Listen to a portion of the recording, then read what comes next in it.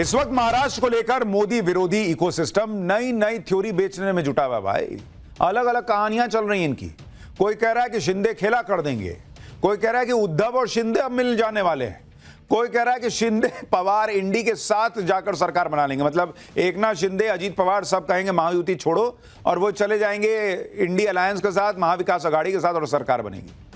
मतलब जिसके मन में जो स्टोरी आ रही है वो बनाया जा रहा है, फैलाया जा रहा है, जिसका कोई मतलब भी नहीं।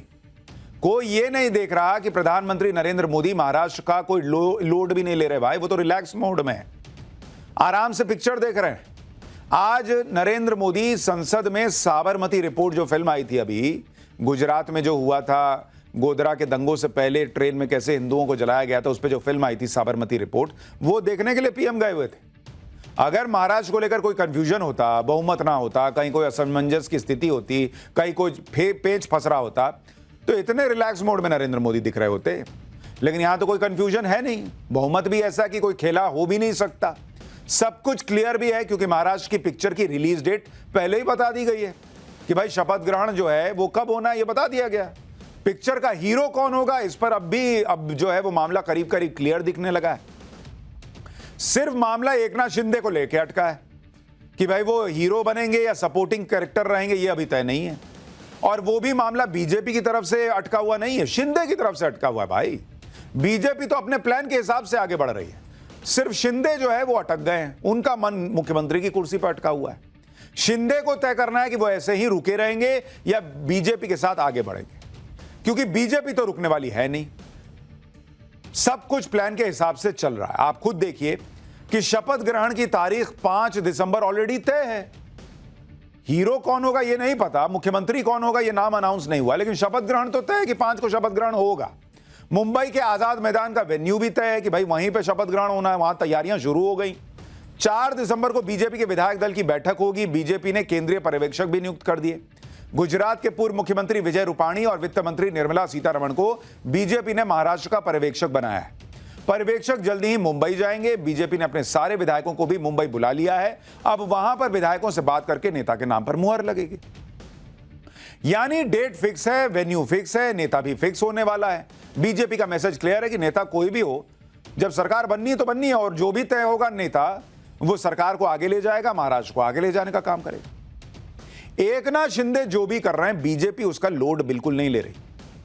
एकनाथ शिंदे जितने हाथ पैर चलाने हैं चला लें, लेकिन बीजेपी ने ठान रखी है कि जल्दी ही सरकार बननी है, इसमें अब कोई देरी नहीं होगी। लेकिन फिर सवाल है कि एकनाथ शिंदे बीजेपी को नखरे दिखा क्यों रहे हैं?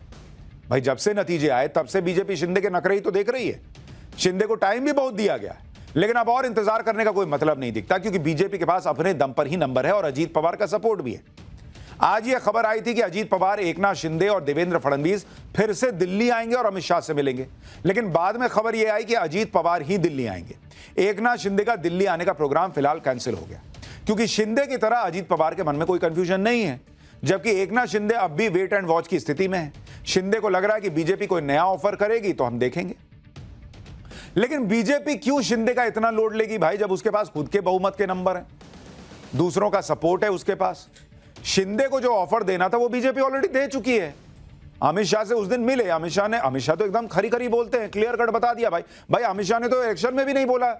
पिछली बार जिस तरह से उद्धव ठाकरे ने बोल दिया कि मुझे कमरे में कहा था कि भाई तुम आधा 2.5 साल तुम 2.5 साल हम, अमित शाह ने इस बार कोई रिस्क ही नहीं लिया, सीधा खुले प्रेस कॉन्फ्रेंस में बोल दिया कि सीएम बाद में तय करेंगे। अब बीजेपी शिंदे का जो है वो इसलिए भी ज्यादा शिंदे को भाव देने के मूड में नहीं है या कुछ ज्यादा देने के मूड में नहीं है। पहले शिंदे चाहते थे कि बीजेपी उन्हें सीएम की पोस्ट दे दे। बीजेपी ने कहा किस बात का बॉस, हम 132 लेके बैठे, आपको किस बात का सीएम का पद दे दे। फिर शिंदे चाहते थे कि फडणवीस सीएम ना बनाया जाए। शिंदे ये चाहते थे कि अगर फडणवीस सीएम बने तो फिर वो डिप्टी सीएम नहीं बनेंगे। डिप्टी सीएम के लिए शिंदे की तरफ से उनके बेटे को प्रमोट किया जा रहा था, लेकिन शिंदे को बीजेपी ने क्लियर कट कह दिया कि भाई बनना है तो आपको डिप्टी सीएम बनना होगा और आपको उसी हिसाब से चलना होगा जैसा बीजेपी कह रही है। आज ही शिंदे के बेटे श्रीकांत शिंदे ने सोशल मीडिया पर एक पोस्ट भी डाला। उसमें श्रीकांत शिंदे ने कह दिया कि महागठबंधन सरकार के शपथ ग्रहण समारोह में थोड़ी देरी हुई है और वर्तमान में इस बारे में बहुत चर्चा और अफवाहें। 2 दिन से मेरे उप मुख्यमंत्री बनने की खबर दी जा रही है, लेकिन इसमें कोई सच्चाई नहीं है और मेरे उप मुख्यमंत्री बनने की खबर निराधार है। लोकसभा चुनाव के बाद भी मुझे केंद्र सरकार में मंत्री बनने का मौका मिला था, लेकिन मैंने तब भी मंत्री पद लेने से इनकार कर दिया था। मुझे सत्ता में किसी पद की लालसा नहीं है, मैं राज्य में किसी भी मंत्री पद की दौड़ में नहीं हूं, मैं सिर्फ अपने लोकसभा क्षेत्र के लिए काम करूंगा।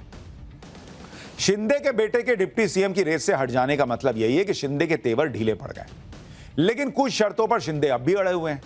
सूत्रों का कहना है कि एकनाथ शिंदे फडणवीस को सीएम बनाने और खुद डिप्टी सीएम बनने के लिए तैयार हो गए, लेकिन सूत्रों के मुताबिक शिंदे को गृह मंत्रालय भी चाहिए।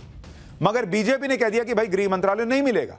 शिंदे स्पीकर भी अपना बनाना चाहते हैं, बीजेपी स्पीकर पोस्ट अपने पास रखेगी, ये भी सूत्र कह रहे हैं। एकनाथ शिंदे को लग रहा है कि अगर वो अड़े रहेंगे तो शायद उनकी कुछ बात मान ली जाए, इसलिए वो आखिर तक जोर लगा रहे हैं। शिंदे अपने गांव से तो लौट आए, लेकिन किसी से ना तो बात कर रहे हैं, ना ही कोई मीटिंग कर रहे हैं। शिंदे ने आज अचानक अपना पूरा का पूरा शेड्यूल भी चेंज कर दिया।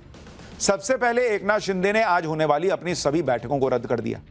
इन बैठकों में पार्टी विधायक कोऑर्डिनेटर की बैठक भी शामिल थी। इसके साथ ही एकनाथ शिंदे का दिल्ली जाने का कार्यक्रम भी कैंसिल हो गया। बताया गया कि एकनाथ शिंदे की तबीयत खराब है और डॉक्टर ने उन्हें आराम करने की सलाह दी है। अब यही शिंदे एक तरफ तो कहते हैं कि मैंने 2.5 साल से छुट्टी नहीं ली, अब उनको अचानक इतनी छुट्टी की पड़ गई कि अपने गांव चले गए, फिर गांव से लौट रहे हैं तो तबीयत खराब हो जा रही है। 2.5 साल से बीमार नहीं पड़ रहे थे, अब बीमार पड़ने लग गए। यानी एक तरफ एकनाथ शिंदे सियासी पैतरे दिखा रहे हैं, दूसरी तरफ अपने नेताओं से बुलवा रहे हैं कि कोई डिमांड नहीं रखी जा रही, सब कुछ ठीक है। सुनिए शिंदे गुट के नेता क्या कह रहे हैं, फिर आगे की बात बताता हूं। वरिष्ठ नेता निर्णय लेंगे, वो हमें एक्सेप्ट है। हमारी कोई भी डिमांड नहीं है, या तो हम किसी पद के लिए अड़े नहीं हैं। इतनी बात स्पष्ट करने के बावजूद उनके ऊपर आरोप लगाना ठीक नहीं है। उनकी राय उन्होंने स्पष्ट की। अब वरिष्ठ जो भी नेता निर्णय लेंगे उसको हमारा समर्थन रहेगा, इसलिए हमारे युति में कोई अनबन नहीं है। शिंदे साहब है, फडणवीस साहब है, अजित दादा है, इनकी बैठक जरूर होगी, ऐसा मेरा अंदाज है। और बैठक के बाद ये जो कन्फ्यूजन है विभागों के बारे में, मंत्री पदों के बारे में, कितने आ रहे कितने जा रहे, इस सब बारे में उनकी डिस्कशन होगी। और एक दिन के बाद, आज नहीं लेकिन और एक दिन के बाद इसकी अनाउंसमेंट भी की जाएगी। I would say Shinde Sahab, from what I've seen, believes in coalition dharma. He will uphold coalition dharma and we will work together with all allies. The aim is to deliver justice to the people of Maharashtra, not to do politics for a seat. यानी शिंदे गुट के तमाम नेता कह रहे हैं कि शिंदे साहब को मत बोलिए भाई कुछ, उन्होंने तो सब क्लियर कर दिया, वो तो जो मोदी शाह कहेंगे वो मानेंगे। अरे तो मानेंगे तो फिर आइए मीटिंग में, गांव में जाके बैठे हैं, फिर इधर उधर जाके बैठ रहे हैं। एकनाथ शिंदे का इस तरह से सियासी पैतरे दिखाना आज की डेट में बनता नहीं, क्योंकि शिंदे के लिए बीजेपी ने बहुत कुछ किया, ये वो शायद भूल रहे हैं। भाई बीजेपी ने ही एकनाथ शिंदे को सीएम बनने का मौका दिया था। ज्यादा सीट होने के बावजूद बीजेपी ने सीएम की कुर्सी कुर्बान कर दी थी एकनाथ शिंदे के लिए। शिंदे को 2.5 साल तक सीएम बनाए रखा और फिर चुनाव में शिंदे को साइड लाइन नहीं किया, उन्हें भी एक चेहरा बनाया गया। लेकिन चुनाव जीतते ही शिंदे को भ्रम हो गया कि चुनाव तो उनकी वजह से जीता गया और सबसे बड़ा चेहरा तो वही है। इसी भ्रम में शिंदे कहने लगे कि 2.5 साल में तो इतना काम उन्होंने कर दिया जो महाराष्ट्र की पिछली किसी सरकार ने नहीं किया। ऐसा कहकर शिंदे ने बीजेपी और फडणवीस पर भी निशाना साध दिया, जिन्होंने 2019 से पहले 5 साल सरकार चलाई थी। भाई अगर आप अपने आप की तारीफ कर रहे हो, कह रहे हो किसी ने इतना काम नहीं किया 2.5 साल में, तो फिर तो आप अपने सहयोगियों को भी कह रहे हो कि भाई ये भी नहीं कर पाए थे जो मैंने कर दिया। यानी फिर आप अपनी दावेदारी रख रहे हो। तो एक तरफ ये मत कहिए कि हम कुछ नहीं चाहते, हम तो जो मोदी शाह बोलेंगे वो करेंगे, दूसरी तरफ अपने काम गिना रहे हैं। सुनिए उन्होंने क्या कहा।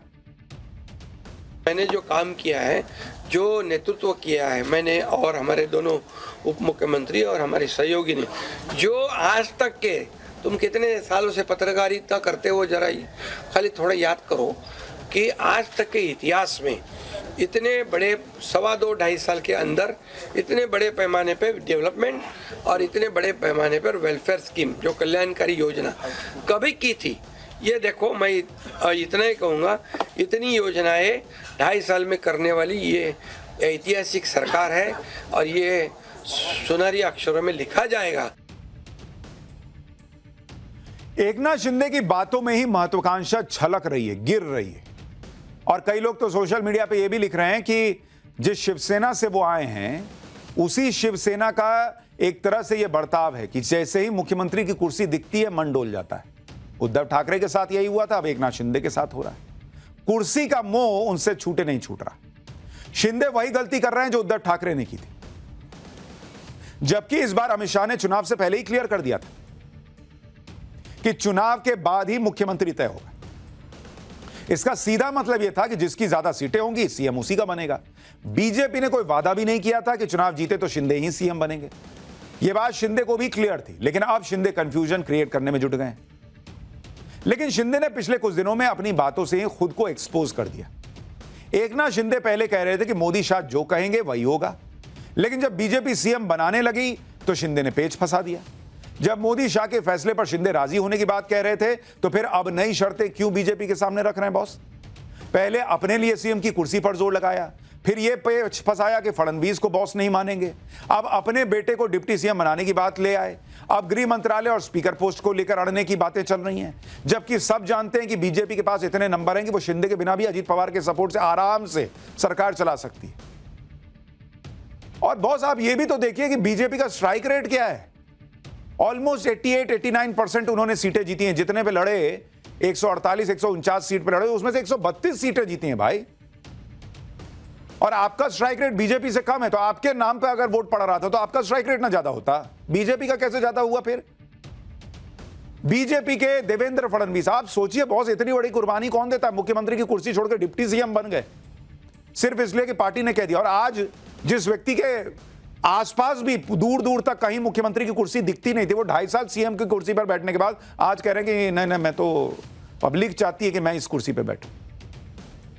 एकनाथ शिंदे होम मिनिस्ट्री को लेकर इतना टची क्यों हो रहे हैं, यह भी समझने वाली बात है। ऐसा बताया जाता है कि महाराष्ट्र का गृह मंत्री बनने की एकनाथ शिंदे की पुरानी ख्वाहिश रही है। जब उद्धव सीएम बने थे तब भी शिंदे ने गृह मंत्री बनने के लिए जोर लगाया था। उद्धव की सरकार में शिंदे गृह मंत्री बनना चाहते थे, लेकिन शिंदे के साथ खेल हो गया था, क्योंकि उद्धव की सरकार में गृह मंत्रालय का पद शरद पवार की पार्टी के पास चला गया था। इसके बाद जब शिंदे बीजेपी के साथ आए और सीएम बने तब भी गृह मंत्रालय चाहते थे, लेकिन बीजेपी ने शिंदे को सीएम की कुर्सी दी थी तो गृह मंत्रालय फडणवीस के पास रह गया। गृह मंत्रालय के अंडर में police, intelligence, law and order सब आता है। इसलिए शिंदे को लग रहा है कि गृह मंत्रालय अगर उन्हें मिल जाएगा तो वो कम से कम मुख्यमंत्री न होते हुए भी पावरफुल दिखेंगे। शिंदे सोच रहे थे कि बीजेपी ने जैसे बिहार में नीतीश कुमार को सीएम बना दिया, कम सीटें आई नीतीश कुमार की, फिर भी मुख्यमंत्री वो बन गए, वैसे ही महाराष्ट्र में शिंदे को बीजेपी सीएम बना देगी। लेकिन बॉस, बिहार और महाराष्ट्र की पॉलिटिक्स में बहुत फर्क है।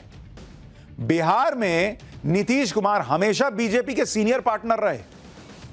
शिंदे के साथ ऐसा नहीं है कि वो बीजेपी के सीनियर पार्टनर के तौर पर इनकी एंट्री हुई है महायुति में। बिहार में बीजेपी के पास नीतीश के कद का कोई लीडर भी नहीं था बॉस। नीतीश कुमार के चेहरे पर बीजेपी लड़ती थी। नीतीश कुमार करीब 19 साल से लगातार सीएम है, बहुत सीनियर नेता है। एकनाथ शिंदे का कद अभी उतना नहीं हुआ जितना नीतीश कुमार का है। तो बिहार और महाराष्ट्र की पॉलिटिक्स का कंपैरिजन नहीं है कि अरे वहां कम सीटें थी नीतीश जी की तो उनको बना दिया तो हम क्यों नहीं बन सकते। अब बीजेपी ने एकनाथ शिंदे को उनके अपने हाल पर छोड़ भी दिया है। बीजेपी भी ज्यादा लोड नहीं ले रही है भाई।